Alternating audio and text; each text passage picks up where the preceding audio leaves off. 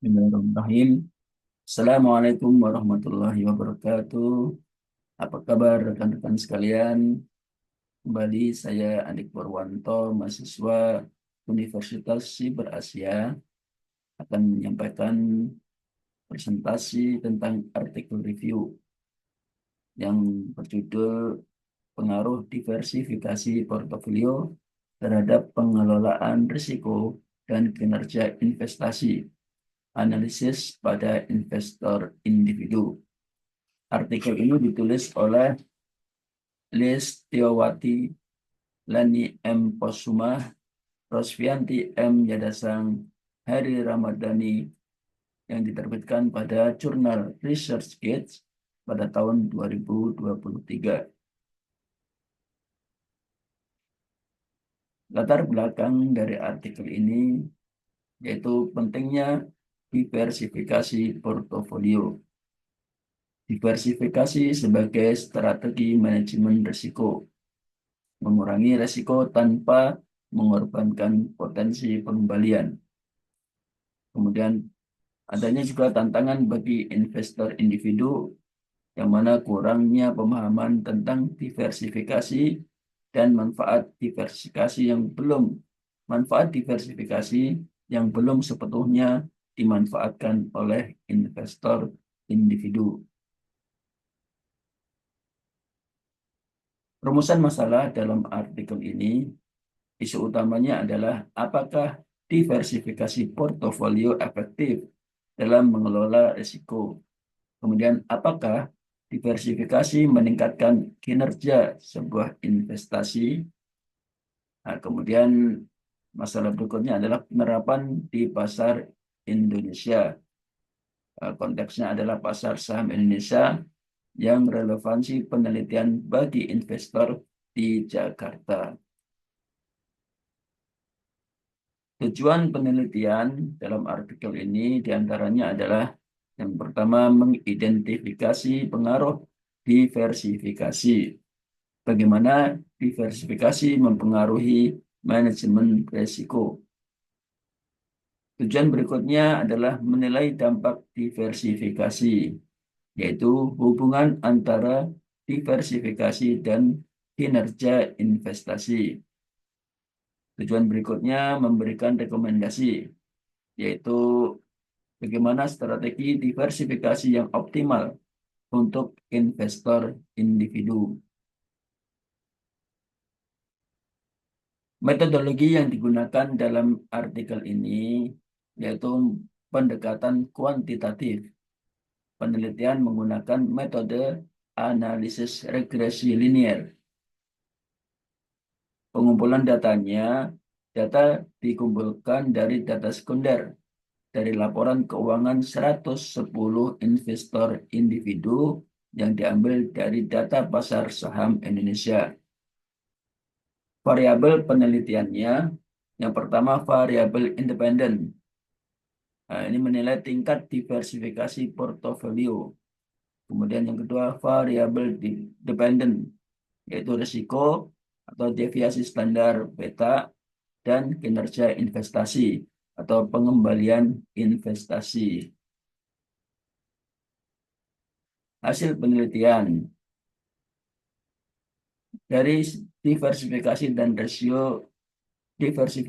risiko hasilnya adalah korelasi negatif signifikan dengan deviasi standar dan beta. Kemudian diversifikasi dan kinerja investasi. Hasilnya dampak positif signifikan terhadap pengembalian investasi. Dari toleransi risiko dan diversifikasi. Hasilnya investor dengan toleransi risiko tinggi cenderung lebih banyak diversifikasi. Kemudian dari perbedaan usia dan diversifikasi, hasilnya investor muda lebih cenderung melakukan diversifikasi dibandingkan dengan investor tua. Kesimpulan dan implikasi. Kesimpulannya, diversifikasi portofolio efektif dalam mengelola risiko. Diversifikasi juga meningkatkan kinerja investasi. Implikasinya terhadap teori. yaitu memperkuat konsep diversifikasi sebagai alat manajemen risiko.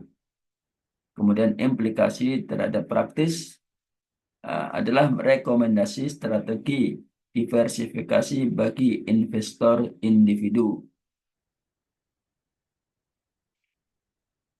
Identifikasi rumusan masalah. Efektivitas diversifikasi dalam mengelola risiko dan meningkatkan kinerja investasi. Kontribusi utama yang diberikan adalah bukti empiris tentang efektivitas diversifikasi pada investor individu di Indonesia. Kemudian wawasan praktis tentang strategi diversifikasi yang dapat diadopsi oleh investor individu. Relevansinya dalam penelitian ini adalah pedoman praktis bagi investor individu dalam mengelola portofolio investasi dan